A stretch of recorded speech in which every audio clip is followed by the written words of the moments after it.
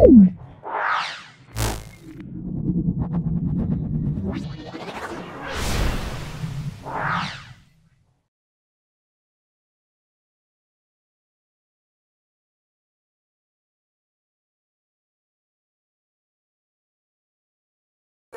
বিষয় 8 নম্বর সেট। 8 নম্বর সেটটা সম্পূর্ণ সলভ করছি। ভিডিওটা প্রথম থেকে শেষ পর্যন্ত দেখো।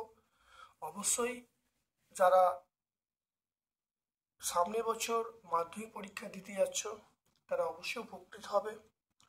যদি ভালো লাগে একটা লাইক করবে, যারা চ্যানেলটাকে সাবস্ক্রাইব করোনি চ্যানেলটাকে সাবস্ক্রাইব করে দেবে, তোমার সকল বন্ধু বান্ধবের মধ্যে আমার ইউটিউব চ্যানেল লিঙ্কটা শেয়ার করে দেবে। আচ্ছা, এই সেটটা শুরু করার আগে প্রথমেই তোমাদের বলছি যে আগের দিনের একটা প্রশ্ন, অর্থাৎ 7 নম্বর সেটের একটা প্রশ্ন উত্তর আমার দেওয়া হয়নি। সেটা হলো, দেখে নাও, সেটা আজকে তোমায় দিয়ে দিচ্ছি। সেটা হলো ইথাইল অ্যালকোহল থেকে কিভাবে ডাইমিথাইল ইথার তৈরি করবে। দেখে নাও, এটা হলো 7 নম্বর সেটের। আমার এই উত্তরটা দেওয়া হয়নি বলে আমি নতুন করে দিচ্ছি। দেখে নাও দেখো, C2H5OH। দেখো, তার সঙ্গে আমরা গাঢ় H2SO4 প্রয়োগ করছি, 140 তাপমাত্রা প্রয়োগ করছি। দেখো, ডাইমিথাইল ইথার তৈরি হবে, ডাইমিথাইল ইথার। তাহলে তোমরা কি বলবে? ঠিক এইরকমভাবে যেরকম বইয়ে করা আছে এরকমভাবেই বলবে। C2H5OH, গাঢ় H2SO4, 140 তাপমাত্রা, CH3CH2, বন্ড ও বন্ড CH2CH3। এটার নাম হলো ডাইমিথাইল ইথার। চলে এসো আজকের প্রথম প্রশ্নে।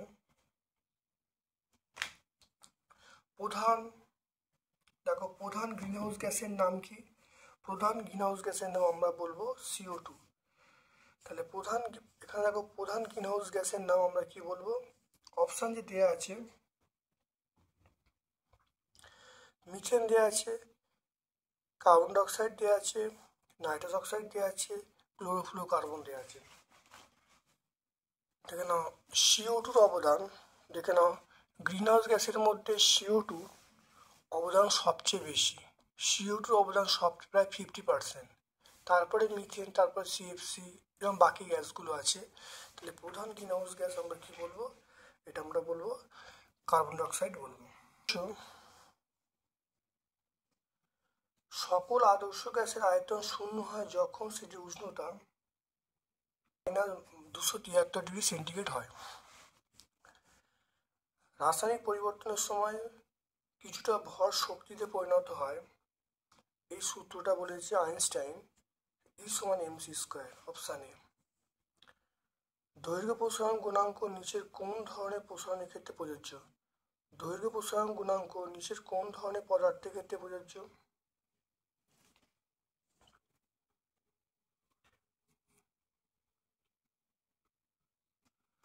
দেখো, এটা আমরা বলবো কঠিন পদার্থের ক্ষেত্রে। দৈর্ঘ্য প্রসারণ গুণাঙ্ক নিচে কোন ধরনের পদার্থের ক্ষেত্রে প্রযোজ্য? এটা বলবো কঠিন পদার্থের ক্ষেত্রে। তারপর চলে এসো, বস্তু অপেক্ষা ছোট অসদ্বিগ্ন গঠিত হয় কোথায়?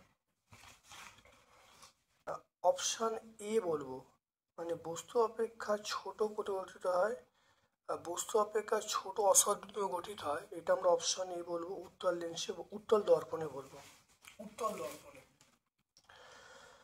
কোণের প্রতিসরণ কোণ আপাতন কোণের মানের জন্য আলোর ন্যূনতম চ্যুতি কত হবে? এটা আমরা বলবো 0° হবে। এটা অপশান সি, আমরা বলবো 0° হবে। তাহলে প্রতিসরণের ক্ষেত্রে এটা কোন প্রতিসরণের ক্ষেত্রে কোন আপাতন কোণের জন্য আলো ন্যূনতম চ্যুতি ঘটবে? সেটা হলো 0°। একটি অহমীয় রোধকের উদাহরণ। এটা আমরা বলবো অপশান ডি বলবো, সেটা হলো ডায়োড বলবো। ফিউজ তার যুক্ত থাকে এটা লাইভ তারের সঙ্গে। তারপর দেখো, ক্যান্সার চিকিৎসায় আমরা ব্যবহার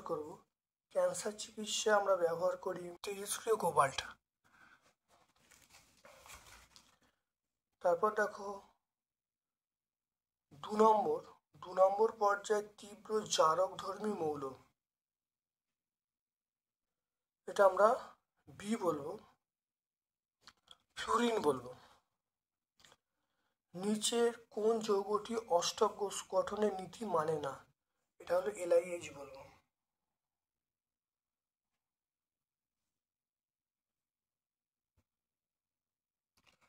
অষ্টক গঠনের নীতি মানে না, নিচের কোন যৌগটি অষ্টক গঠনের নীতি মানে না, এটা আমরা বলবো LiH বলবো। পদার্থের মধ্যে তড়িৎ পরিবহন করে, এটা বলবো অ্যানায়ন ও ক্যাটায়ন বলবো। এটি গন্ধহীন গ্যাস, এটা আমরা বলবো অপশান ডি বলবো, নাইট্রোজেন বলবো। মূর্ছে, তারপর দেখো মূর্ছে ধরা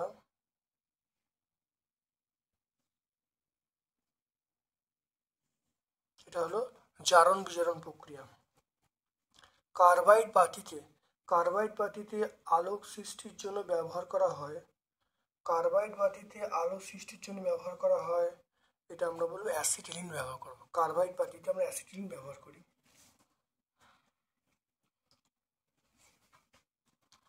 তারপর দেখো সারা পৃথিবী জুড়ে উষ্ণতার ক্রমবর্ধমান অবস্থাকে আমরা বলবো বিশ্ব উষ্ণায়ন, এটাকে বলা হয় বিশ্ব উষ্ণায়ন।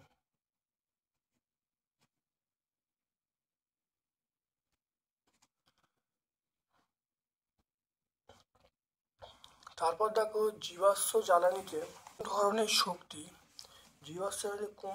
শক্তি জমা থাকে, জীবাশ্ম জ্বালানিতে কোন ধরনের শক্তি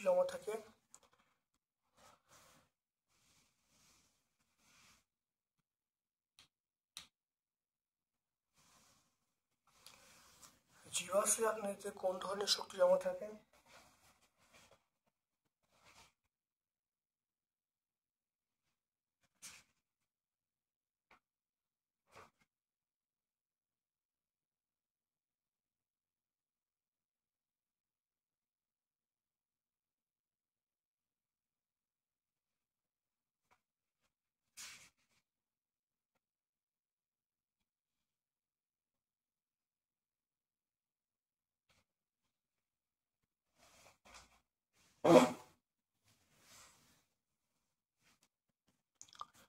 এটা হলো স্মৃতিশক্তি জমা থাকে।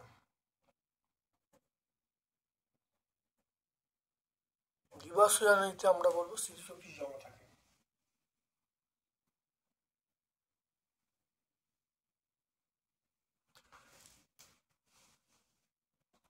তারপর দেখো সৌরকোষে শক্তি রূপান্তর কি?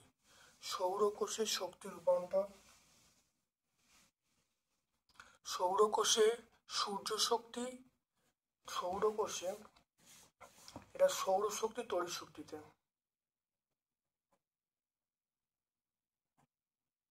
সৌরশক্তি রূপান্তরিত হচ্ছে তড়িৎ শক্তিতে,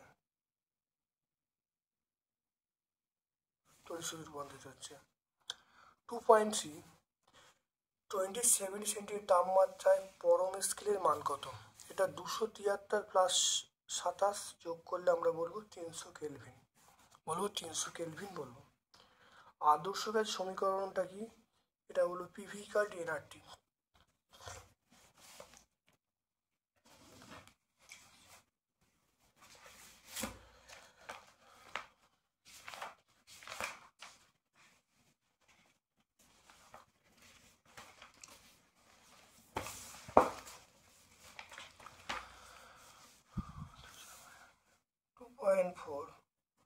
এটা হলো আমরা বলবো PV=nRT।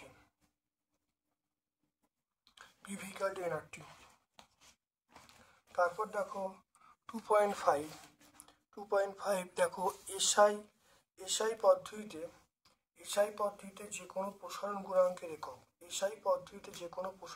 একক, আমরা 2.5 এটা বলবো কেলভিন ইনভার্স, তারপর দেখো পাত্রের, দেখে নাও পাত্রের প্রসারণ বেশি হলে, পাত্রের প্রসারণ বেশি হলে, পাত্রের প্রসারণ বেশি হলে তরলের প্রকৃত প্রসারণ বাড়বে না কমবে? প্রকৃত প্রসারণ অবশ্যই বাড়বে।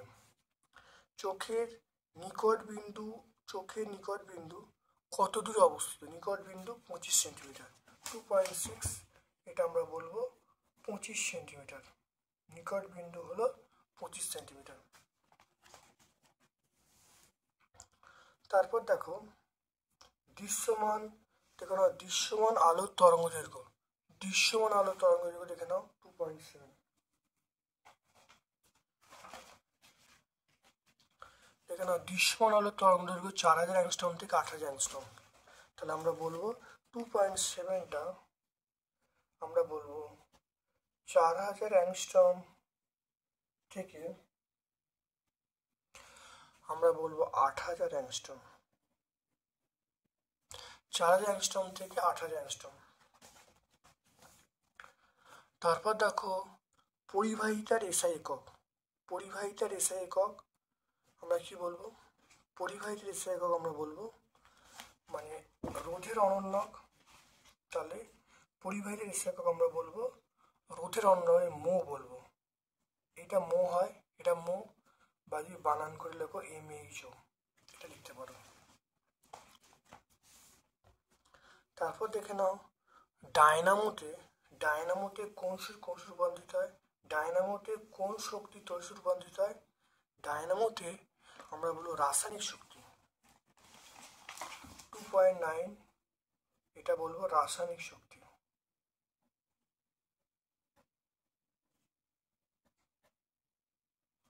ডায়নামোতে রাসায়নিক শক্তি তড়িৎ রূপান্তরিত হয়। নিউক্লিয়াস গঠনের সময়, নিউক্লিয়াস গঠনের সময় যে ভর ত্রুটি ঘটে তা কোন শক্তি রূপান্তরিত হয়? নিউক্লিয়াস গঠনের সময় যে ভর ত্রুটি ঘটে তা কোন শক্তিতে রূপান্তরিত হয়?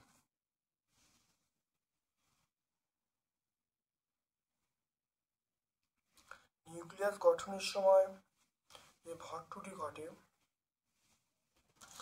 তাহলে ওটা মনে রাখবে বন্ধন শক্তিতে, ওটা মনে রাখবে বন্ধন শক্তিতে রূপান্তরিত হয়।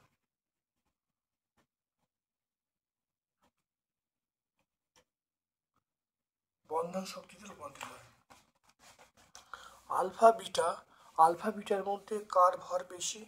অবশ্যই আলফার ভর বেশি, আলফার ভর বেশি। তারপর চলে এসো একটি সন্ধিগত মৌল দেখে নাও। তা দেখে নাও সন্ধিগত মৌল নিকেল বলবো, ডোবেনিয়া ত্রয়ীসূত্র বলবো, হিমাটাইট থেকে নিশ্চিত হয় এটা আয়রন বলবো, তার কলঙ্কি ইস্পাত এর মধ্যে আমরা ক্রোমিয়াম বলবো। মনে রাখবে ক্রোমিয়াম কিন্তু কলঙ্কিনী ইস্পাতের মধ্যে ক্রোমিয়াম থাকে নিকেল থাকে, যেহেতু এই ক্রোমিয়ামের পরিমাণটা বেশি তাই আমরা প্রথম অপশানটা করব অবশ্যই, মানে এই ইস্পাতের মধ্যে কলঙ্কিনী ইস্পাতের মধ্যে ক্রোমিয়ামটা বেশি করব। তারপর দেখে নাও ক্যাথোডে আকৃষ্ট হয় কোন আয়ন? ক্যাথোডে আকৃষ্ট হয় কোন আয়ন? আকৃষ্ট হয় কোন আয়ন? আমরা বলবো ক্যাটায়ন। ক্যাথোডে আকৃষ্ট হয় ক্যাটায়ন, ক্যাথোডে আকৃষ্ট হয় ক্যাটায়ন। তারপর দেখো তামার, দেখে নাও তামার তড়িৎ লেপনের জন্য ব্যবহৃত তড়িৎ বিশ্লেষ্য পদার্থের নাম। তামার, তামার তড়িৎ লেপনের জন্য তড়িৎ বিশ্লেষ্য পদার্থটির নাম কপার সালফেটের জলীয় দ্রবণ, কপার সালফেটের জলীয় দ্রবণ আমরা ব্যবহার করব কপার সালফেটের জলীয় দ্রবণ।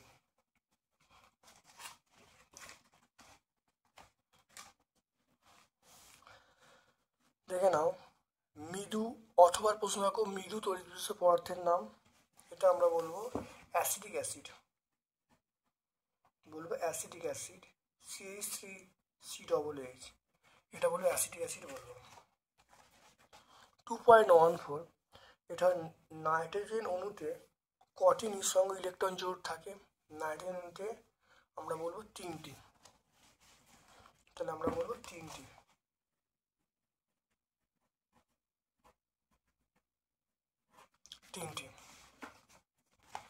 তারপর দেখো হাইড্রোজেন সালফাইড শুষ্ককরণের জন্য কি ব্যবহার করা হয়?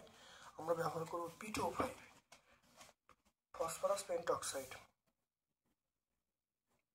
P2O5 আমরা ব্যবহার করব। তারপরে স্মেলিং সল্ট প্রস্তুত করতে কোন গ্যাস তৈরি করা হয়? মানে অ্যামোনিয়া ব্যবহার করা হয়।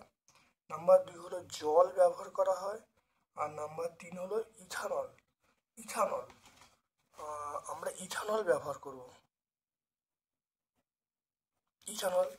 তাহলে এখানে বলা আছে কোশ্চেনটা এখানে বলা আছে কোন গ্যাস ব্যবহার করা, তাহলে উত্তরটা হবে অ্যামোনিয়া।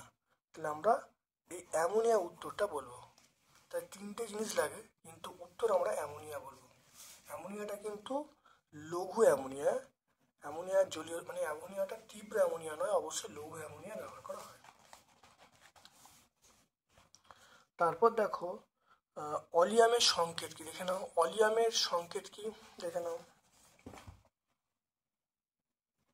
H2SO7, এটা অলিয়ামের সংকেত।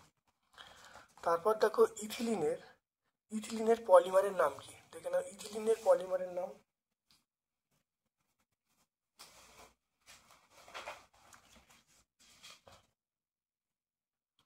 দেখো, ইথিলিনের পলিমারের নাম আমরা বলো পলিথিন। দেখো ইথিলিনের পলিমারের নাম আমরা বলো পলিথিন। আমরা বলবো দেখে নাও এটা পলিথিন।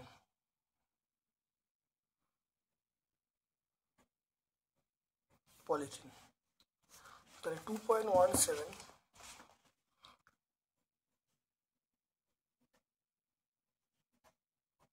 পলিথিন। তারপর তোকে অ্যাসিড অ্যাসিডের ব্যবহার লিখতে বলছে, দেখে নাও।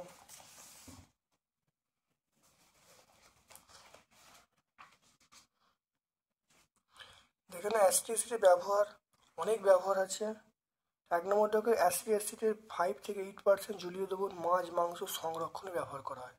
তাহলে আমরা কত বলবো? এটা পেজ নাম্বার 147-এ বলছি।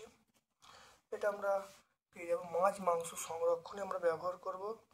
সেটা হলো আমরা পেজ নাম্বার 147, এটা বলে দিলাম, P147। তারপর দেখো এটা সরলতম অ্যালকেনের নাম। অথবা প্রশ্ন, সরলতম অ্যালকেন আমরা মিথেন বলবো, CH4। তাহলে সরলতম অ্যালকেন আমরা নামটা কি বলবো? মিথেন বা CH4 বলবো। তারপর দেখে নাও 3.1 অচিরায়িত শক্তি উৎসর নাম লিখতে বলছে। অচিরায়িত শক্তি উৎস আমরা বলবো সূর্যালোক বলবো। কোন জ্বালানি তাপন মূল্য সবচেয়ে বেশি? দেখে নাও 3.1 এটা আমরা বলবো সূর্যালোক বলবো। আর তাপন মূল্য সবচেয়ে বেশি, দেখে নাও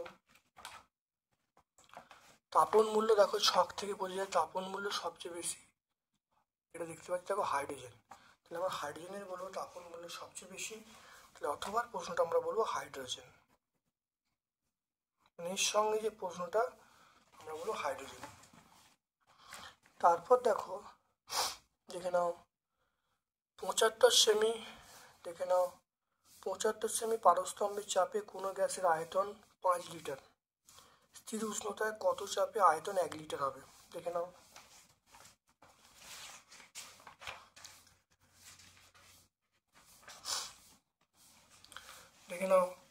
তাহলে এখানে P1 সমান 75 সেমি Hg, V1 সমান 5, P2 মান চাইছে, V2 মান 1 লিটার।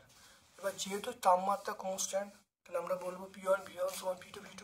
এখানে দেখো P2 মান পেয়ে গেলাম, P1 V1 বাই V2। তাহলে এবার দেখো মানগুলো বসিয়ে দিলাম। দেখো P1 এর মান কত? দেখো P1 এর মান 75। আর তারপর দেখো V1 এর মান 5 বসিয়ে দেওয়া হলো। V2 মান দেখো 1। এটা গুণ করলে কত আসবে? V2 মান পেয়ে গেলাম 375। তো অন্তিম চাপ পেয়ে গেলাম 375 সেমি Hg, অর্থাৎ অন্তিম চাপ পেয়ে গেলাম 375 সেমি Hg।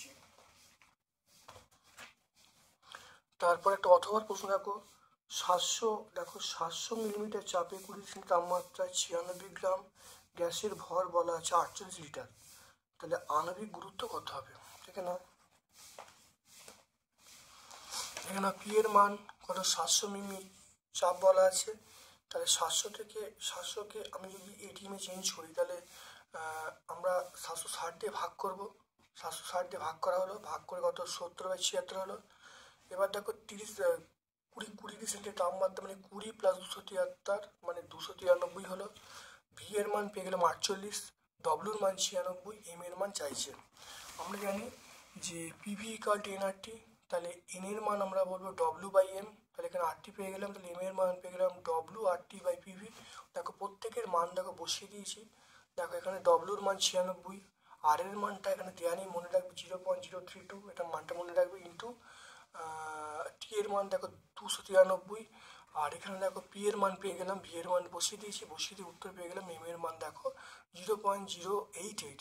এই মানটা যদি তোমরা বার করতে না পারো, চেষ্টা করবে মানটা বার করা, যদি বার করতে না পারো তাহলে ভগ্নাংশ আকারে তোমরা রেখে দেবে। তাহলে এম এর মান পেয়ে গেলাম 0.088, অর্থাৎ গ্যাসটার যে আণবিক গুরুত্ব সেটা 0.88 গ্রাম পার মোল। এককটা কিন্তু খুব ভালো করে লিখবে। তারপর দেখে নাও 3.3, দেখে নাও কাঁচের প্রতিসরাঙ্ক বলা আছে। কাঁচের ব্লকে 45 ডিগ্রি কোণে আলো আপাতিত হলো, প্রতিসরণ কোণ চাইছে। তাহলে এখানে দেখো মিউ এর মানটা পেয়ে গেলাম √2, আয়ের মান পেয়ে গেলাম 45 ডিগ্রি, আর আর এর মান চাইছে। আমরা জানি স্নেলের সূত্র থেকে আমরা পাই মিউ সমান sin/i/sin r। তাহলে মানটা বসিয়ে দিলাম, প্রত্যেকে দেখো মিউ এর মান বসিয়ে দিলাম, আর আই এখানে আয়ের মান 45 মান বসিয়ে দিলাম। আর এখানে দেখে নাও তাহলে আর এর মান বার করছি। তাহলে আর এর মান মনে রাখবে সাইন, দেখে নাও sin½ এটাকে এখানে গুণ করে এটা উপরে তুলে দাও। তাহলে sin r সমান 1/√2 ইন্টু √2। তাহলে এখান থেকে যেটা আসবে 1/√2, তাহলে √2 গুণ করলে কত হবে 2 হবে, তাহলে 1/2 হবে। তাহলে 1/2 কত মান, এটা ইনভার্স যদি না বুঝতে পারো মনে রাখবে sin½ কত মান, সেটা sin 30 মান। এটা ইনভার্স, এটাকে বলা হয় sin inverse half. sin inverse হাফের মান 30 ডিগ্রি। যদি এটা বুঝতে না পারো, এটা তোমার ছকে দেখবে, যখন তোমার ত্রিকোণমিতি করবে দেখবে যে sin 30 ডিগ্রির মান হাফ। তাহলে আমরা পেয়ে যাবো আর এর মান কত পেয়ে যাবো, সেটা 30 ডিগ্রি। তাহলে প্রতিসরণ কোণ আমরা পেয়ে যাবো 30 ডিগ্রি।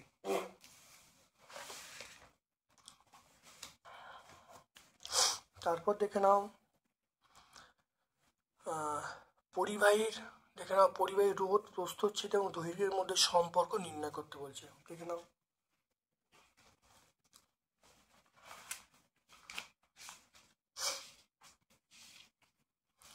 এটা পেজ নাম্বার 66 আমরা পেয়ে যাব। দেখো 1 নম্বর দেখো আর প্রপোর্শন এল, 2 নম্বর হলো আর প্রপোর্শন 1/a। এটা একসঙ্গে করলে দেখো আর = ρl/a। তো এটা আমরা 66 পেজে পেয়ে যাব।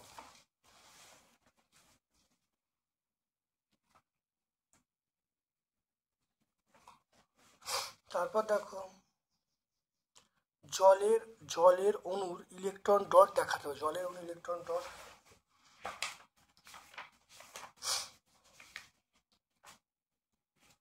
দেখে নাও জলের অণু ইলেকট্রন ডট, দেখে নাও এটা জলের অণু ইলেকট্রন দেখাতে বলেছে।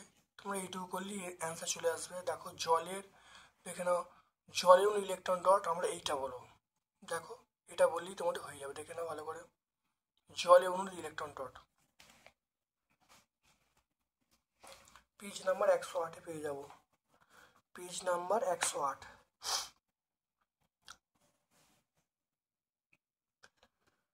এটা 108-এ আমরা পেয়ে যাব, পেজ নাম্বার 108। অথবা প্রশ্ন দেখো C2H2 এবং NaH, C2H2 NaH এর কোনটার মধ্যে কোনটা তড়িৎযোজী কোনটা সমযোজী। দেখে নাও খুব ভালো করে মন দিয়ে দেখো C2H2 আর NaH এটার মধ্যে কোনটা তড়িৎযোজী কোনটা সমযোজী দেখতে বলছি। দেখো C2H2 দেখো অ্যাসিটিলিন, খুব ভালো করে দেখো C2H2 এটা হলো অ্যাসিটিলিন। দেখো না অ্যাসিটিলিনটা আমরা বলবো সমযোজী। তাহলে এটা হলো তোমরা অবশ্যই পাবে দেখো সমযোজী। আর তড়িৎযোজী এটা হবে NaHটা আমরা তড়িৎযোজী পাবো।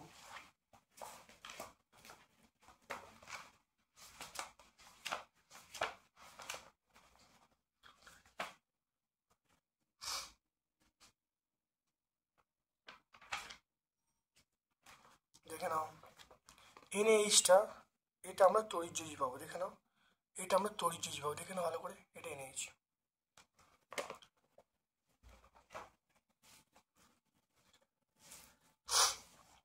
তারপরে দেখে নাও ইউরিয়া জলীয় দ্রবণ তড়িৎ পরিবহন করে না, সোডিয়াম হাইড্রোক্সাইড জলীয় দ্রবণ তড়িৎ পরিবহন করে। এই উত্তরগুলো খুব ভালো করে শুনে নাও, এটা কিন্তু বই ডাইরেক্ট কোনো জায়গায় পাওয়া মুশকিল, খুব ভালো টেকনিকটা শিখে নাও তোমরা। ইউরিয়া হলো সমযোজী যৌগ, তাহলে ইউরিয়া মধ্যে কোনো আয়ন উৎপন্ন করতে পারে না, আর সোডিয়াম হাইড্রোক্সাইড এটা আয়ন উৎপন্ন করতে পারে। তাহলে এরকম প্রশ্ন উত্তর তোমরা এরকমভাবে দেবে, লিখবে যে ইউরিয়া জলীয় দ্রবণে বিশ্লিষ্ট হয়ে অ্যানায়ন ক্যাটায়ন উৎপন্ন করতে পারে না, তাই তড়িৎ পরিবহন করতে পারে না। সোডিয়াম হাইড্রোক্সাইড এটা জলীয় দ্রবণে বিশ্লিষ্ট হয়ে অ্যানায়ন ক্যাটায়ন উৎপন্ন করতে পারে, তাই এদের মধ্যে তড়িৎ পরিবহন হতে পারে। এটা মনে রাখবে, ঠিক এরকমভাবে এই প্রশ্ন উত্তরগুলো দেবে। এবার দেখো তৈলচিত্রে দেখে নাও, তৈলচিত্রে সাদা রং পুরাতন হয়ে গেলে কালো হয়ে যায় কেন, দেখে নাও।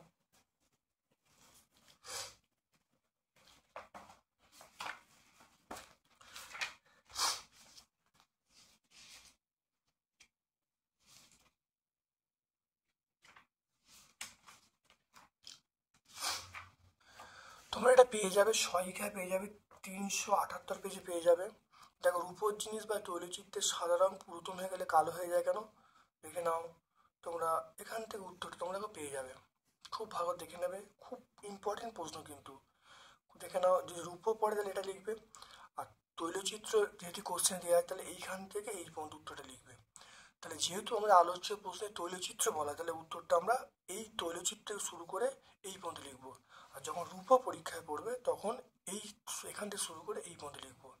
খুব ভালো করে এটা কিন্তু পড়ে রাখবে, পরীক্ষার জন্য অসম্ভব ইম্পর্টেন্ট। 378 পেজ, 388 পেজ, সরি, এটা আমরা পাবো পেজ নাম্বার সহায়িকা 378। তারপর দেখো পারস্যংকর কাকে বলে উদাহরণ দিতে বলেছে।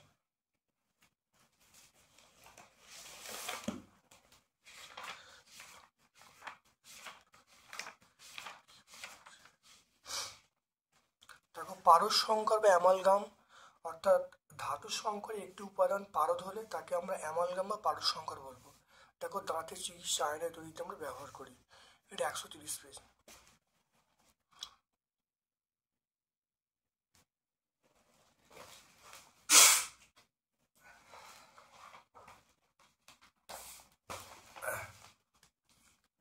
তারপর দেখো জিঙ্কের, দেখে নাও জিঙ্কের, খুব ভালো দেখে নাও, জিঙ্কের একটি আকরিকের নাম ও সংখ্যা লিখতে বলছে।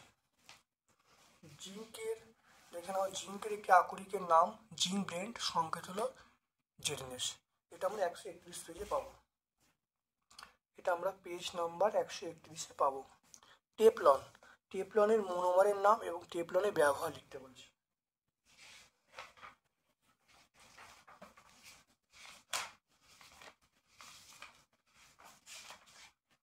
টেফলন, দেখো টেফলনের মনোমারের নাম হলো, দেখে নাও টেট্রাফ্লুরোইথিলিন। ব্যবহার ননস্টিক বাসনপত্র, বৈদ্যুতিক সরঞ্জাম, তারপর রাসায়নিক পদার্থ বহনকারী পাইপ ট্যাঙ্কে ব্যবহার করি। এটা আমরা 146 পেজে পাবো।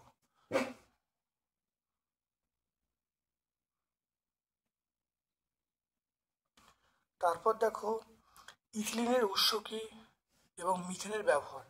ইথিলিনের উৎস দেখে নাও, ইথিলিন কোথা থেকে পাওয়া যায়, দেখেন ইথিলিন আমরা বলবো পেট্রোলিয়াম খনি থেকে ইথিলিন পাওয়া যায়, এক নম্বর, একটা ব্যবহার করলেই হবে।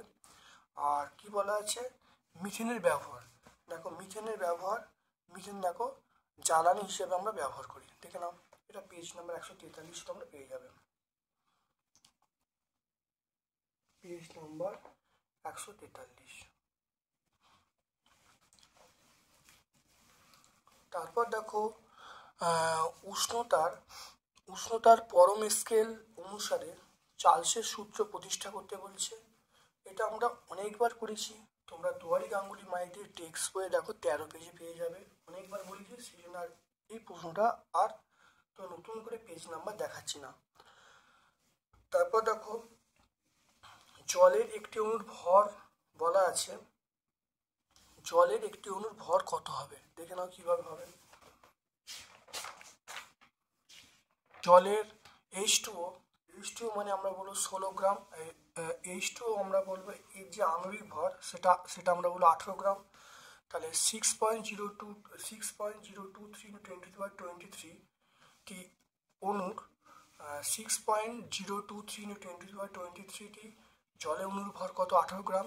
একে বার করবো, একে বার করলে কত 18 বাই এই অ্যাভোগাড্রো সংখ্যাটা হবে, 18 বাই এই সংখ্যাটা মানে 2.2.98 বলবো, আর এই পাওয়ারটা উপরে উঠলে 10⁻³ তাহলে অ্যান্সার হবে এইটা।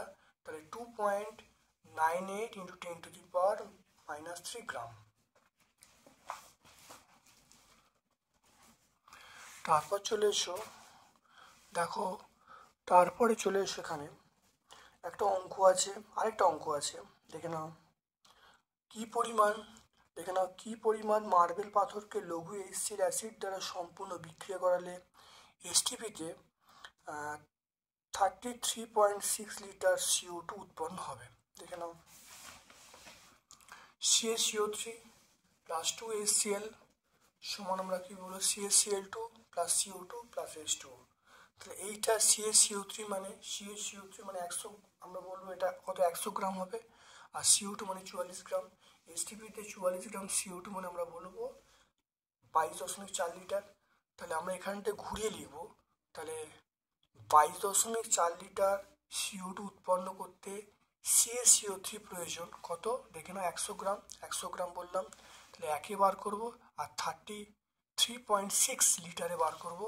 দেখো বার করলে দেখো উত্তরটা আসছে 150 গ্রাম। তাহলে পেয়ে গেলাম অ্যান্সার, পেয়ে গেলাম 150 গ্রাম। খুব ভালো করে দেখে নেবে, খুবই মানে এরম অঙ্ক কিন্তু মাধ্যমিক পরীক্ষায় প্রায় দেয়। বিক্রিয়াটা ভালো করে লিখলেই কিন্তু অঙ্কটা আমরা করতে পারবো।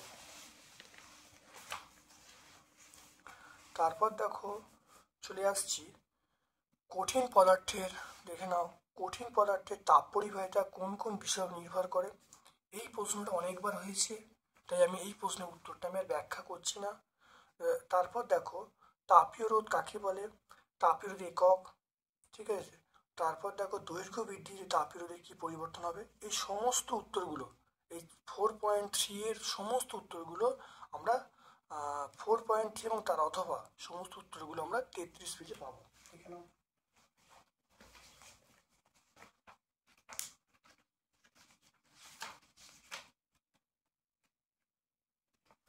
দেখে নাও তাহলে তাপ পরিবাহিতা নির্ভর করে এক নম্বর হলো ক্ষেত্রফলের উপরে, 2 নম্বর তাপমাত্রার পার্থক্যের উপরে, 3 নম্বর সময়ের উপরে, 4 নম্বর হলো বেগের উপরে।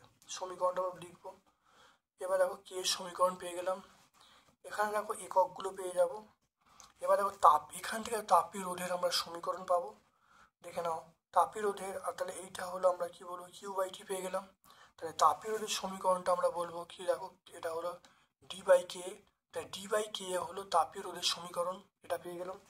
এরপর দেখো তাপীয় রোধের যে একক SI একক আমরা বলবো, তাপীয় রোধ SI একক দেখে মনে রাখবে, এটা বলবো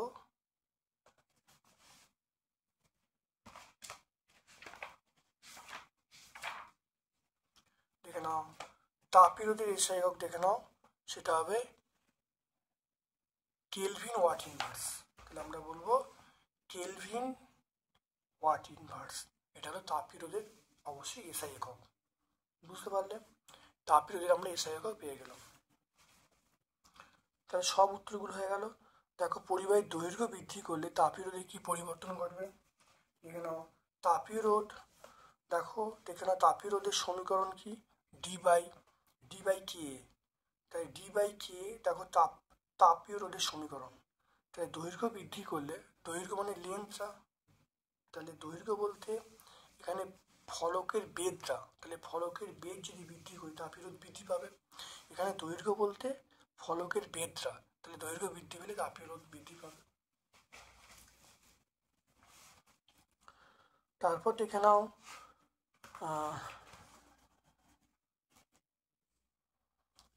উত্তল, দেখে নাও উত্তল লেন্সের সাহায্যে কীভাবে অসৎ সমশীর্ষ বিবর্ধীয় প্রতিবিম্ব তৈরি করা যাবে। এটা প্রত্যেকটা পেজে পেজই আছে, অনেকবার আমি তোমাদের ব্যাখ্যা করেছি, বলেছি, তোমরা এটা দেখে নাও যে দুয়ারি গাঙ্গুলি মাইতি 50 পেজে তোমরা পেয়ে যাবে। খুব ইম্পর্টেন্ট প্রশ্ন, মাধ্যমিকে কিন্তু আসার মতো প্রশ্ন। তারপর দেখো অথবা প্রশ্ন দেখো অবতল দর্পণ দ্বারা কিভাবে বস্তু সৎ বিবর্ধিত প্রতিবিম্ব গঠন করার চিত্র দিতে বলছে, এটাও আমরা বলেছি। প্রত্যেকটা পেজ যদি তোমরা দেখো দেখবি একদম সেখানে অবশ্যই বলা আছে, ব্যাখ্যা করা আছে। এটা পেজ নাম্বার 40 তোমরা পেয়ে যাবে।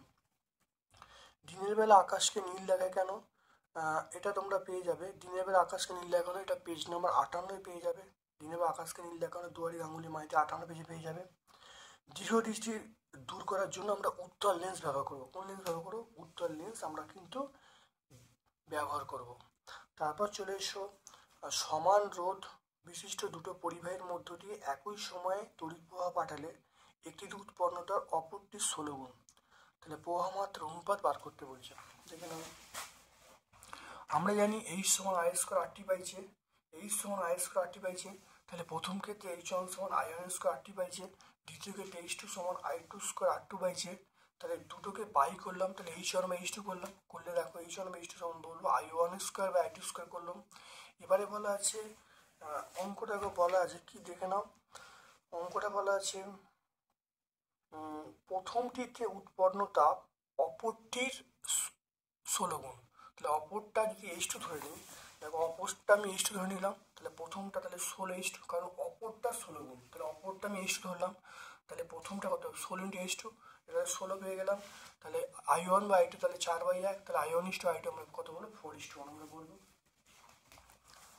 তারপরে দেখে নাও আরেকটা অঙ্ক আছে, এই চ্যাপ্টারে অনেকগুলো অঙ্ক আছে, খুব ভালো দেখে নাও। প্রত্যেকটা অঙ্ক আমি তোমাদের সলভ করে দিচ্ছি, তোমরা খুব ভালো করে প্র্যাকটিস করবে, পরীক্ষা অসম্ভব ভালো মার্কস পাবে। একটি কোষের তড়িৎচালক বল বলা আছে 6 ভোল্ট, অভ্যন্তরীণ রোধ বলা আছে 1 ওহম। কোষটিকে 9 ওহম বাহ্যিক রোধের সঙ্গে 9 ওহম একটি রোধের সঙ্গে যোগ করা হলো।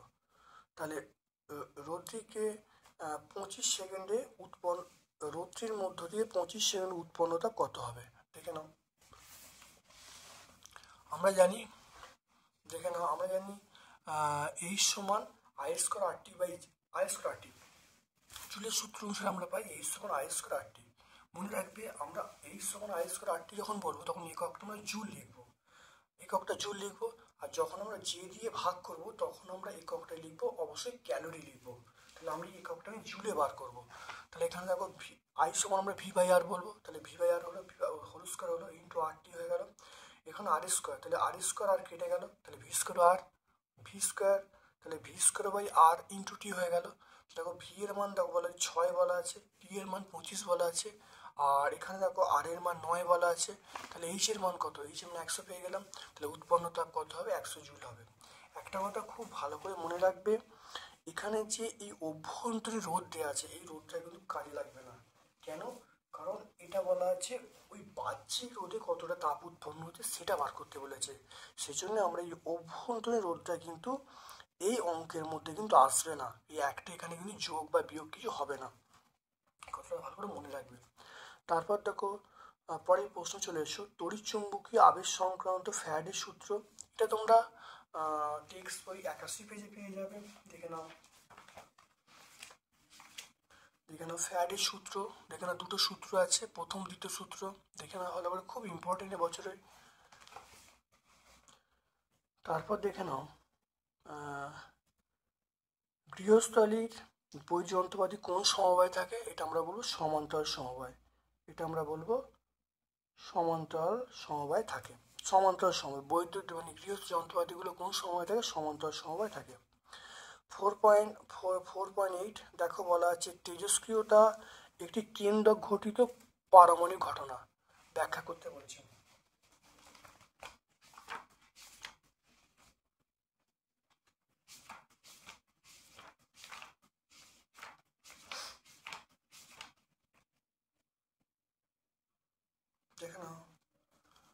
দেখে নাও আমরা এই উত্তরটা লিখবো। দেখে নাও এখান থেকে অর্থাৎ তেজস্ক্রিয়তা পরমাণু নিউক্লিয় ঘটনা, এটা আমরা পুরোটা ব্যাখ্যা করে দেবো, উত্তর হয়ে যাবে।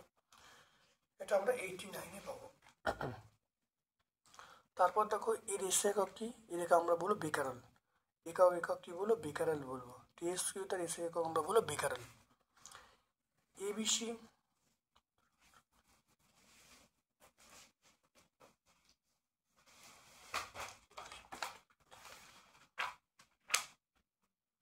এবিসি তিনটে মৌল পরমাণু ক্রমাঙ্ক বলা আছে।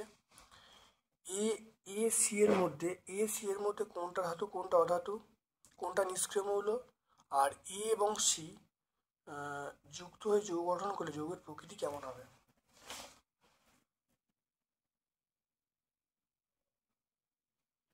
দেখে নাও, আমরা এই 14 প্রশ্নের উত্তরটাকে পুরো পেয়ে যাব। দেখো একে ভাঙলে, দেখে নাও একে ভাঙলে আমরা বলবো, দেখে নাও 2, 8, 7, বি কে আমরা যদি ইলেকট্রন বিন্যাস করি 2, 8, 8, সি কে 2, 8, 8, 2, তাহলে দেখে নাও, তাহলে এ মৌলটা তৃতীয় পর্যায়ে অবস্থান করবে, বি মৌলটা কত 18 নম্বর পর্যায়ে অবস্থান করবে, এ মৌলটা তৃতীয় পর্যায়ে 17 নম্বর শ্রেণীতে অবস্থান করবে, বি মৌলটা আমরা 18 নম্বর শ্রেণীতে অবস্থান তৃতীয় পর্যায়ে, আর সি মৌলটা চতুর্থ পর্যায়ে 2 নম্বর শ্রেণীতে অবস্থান করবে।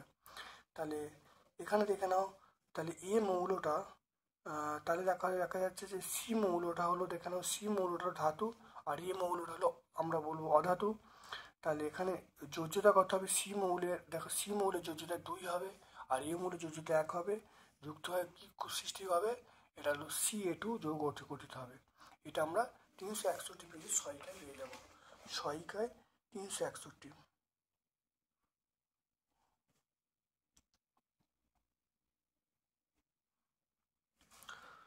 তারপর দেখে নাও পর্যায় সারণী কোন শ্রেণীতে কঠিন তরল গ্যাস সব মূল একসঙ্গে থাকে, এটা আমরা বলবো 17 নম্বর শ্রেণী।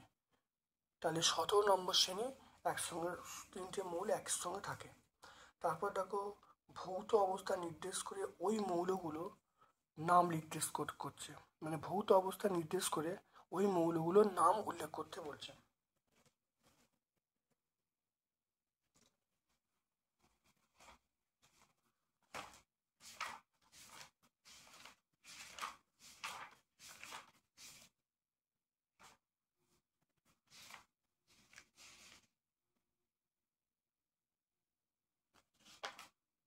দেখে নাও 17 নম্বর শ্রেণীতে কি থাকবে, দেখো ফ্লুরিন, ক্লোরিন, ব্রোমিন, আয়োডিন, এগুলো সব থাকবে। দেখে নাও ফ্লুরিন এটা হলো কঠিন, ব্রোমিন তরল, আয়োডিন, ফ্লুরিন, দেখে নাও ফ্লুরিন একটা গ্যাস, সিএল একটা গ্যাস, ব্রোমিন তরল, আয়োডিন হলো আমরা বলবো, আয়োডিনটা বলবো কঠিন।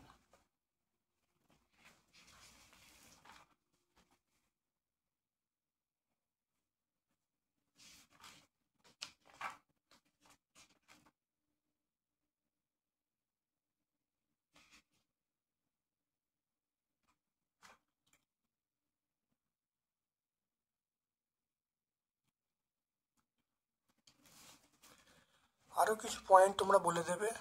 দেখে নাও এই মৌলগুলোকে বলা হয় যে সামুদ্রিক উৎপাদক, মানে হ্যালোজেন কথার অর্থ হলো, দেখে নাও হ্যালোজেন কথার অর্থ হলো সামুদ্রিক লবণ উৎপাদক, অর্থাৎ এর বহিস্তম কক্ষে 7টে ইলেকট্রন থাকবে। তাহলে তাহলে মনে রাখবে এটা সামুদ্রিক উৎপাদক আর বহিস্তম কক্ষে 7টে ইলেকট্রন থাকবে।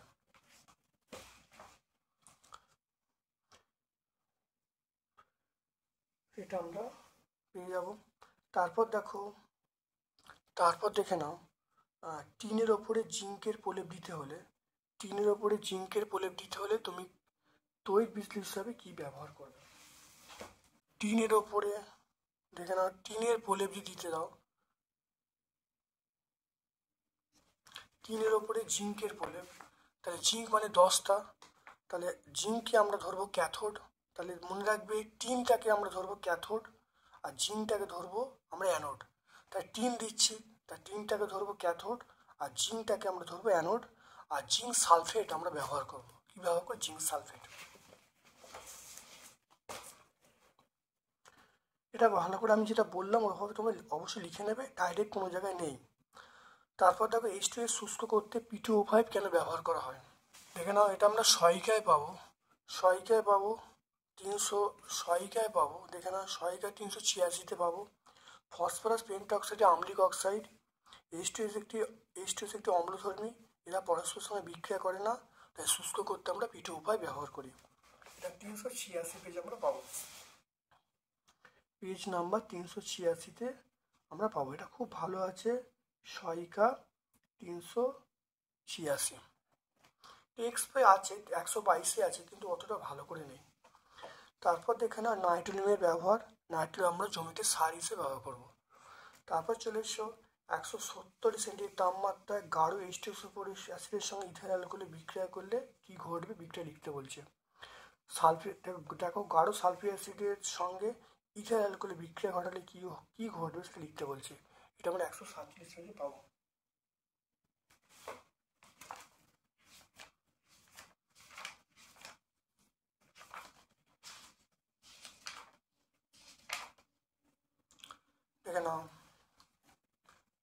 দেখে নাও এটা ইথাইল অ্যালকোহলের সঙ্গে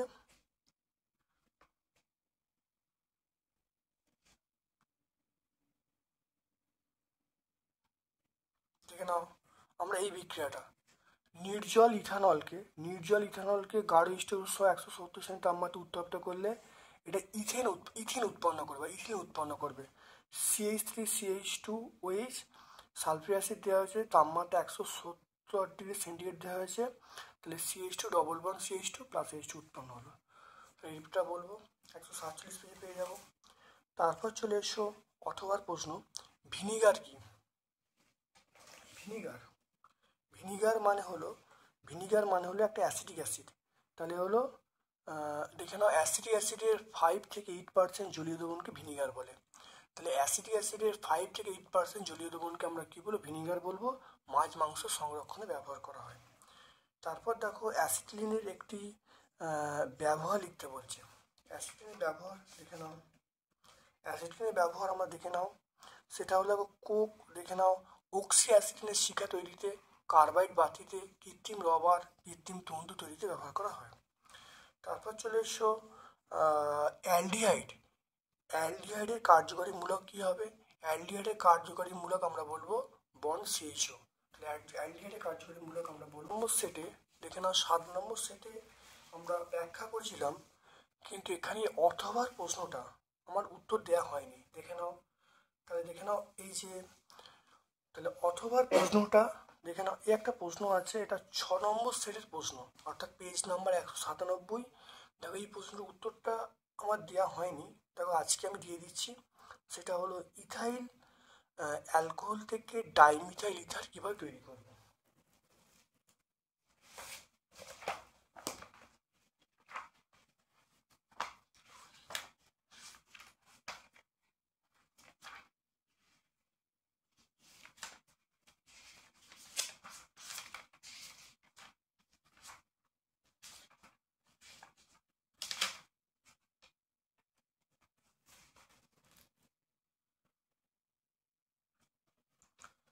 দেখে নাও, খুব ভালো করে দেখে নাও। দেখো ইথাইল অ্যালকোহল, তার সঙ্গে দেখো আমরা বলবো 140 তাপমাত্রা গাঢ় H2S প্রয়োগ করলে আমাদের কিন্তু ডাইমিথাইল ইথার তৈরি হবে। দেখে নাও, তাহলে কি বলবো, ইথাইল অ্যালকোহল থেকে ডাইমিথাইল ইথার তৈরি করার পদ্ধতি হলো ইথাইল অ্যালকোহলকে গাঢ় H2S সঙ্গে 140 তাপমাত্রা উত্তপ্ত করলে দেখো ডাইমিথাইল ইথার তৈরি হবে। বুঝে গেল। এটা আমরা পাবো 582 পেজে পাবো। এটা পাবো সহায়িকা 582 পেজে আমরা পাবো, 582 পেজে। এই উত্তরটা তাহলে আমরা কিন্তু 7 নম্বর সেটের লাস্ট যে প্রশ্নটা, তার উত্তরটা আমরা বললাম অ্যালকোহল থেকে ইথাইল অ্যালকোহল থেকে কীভাবে ডাইমিথাইল ইথার তৈরি করা যায়। আজকে আমরা তাহলে এখানে ভিডিওটা শেষ করছি। 8 নম্বর আজকে আমরা এখানে ভিডিও শেষ করছি, 8 নম্বর স্কুলটা সম্পূর্ণ শেষ করলাম।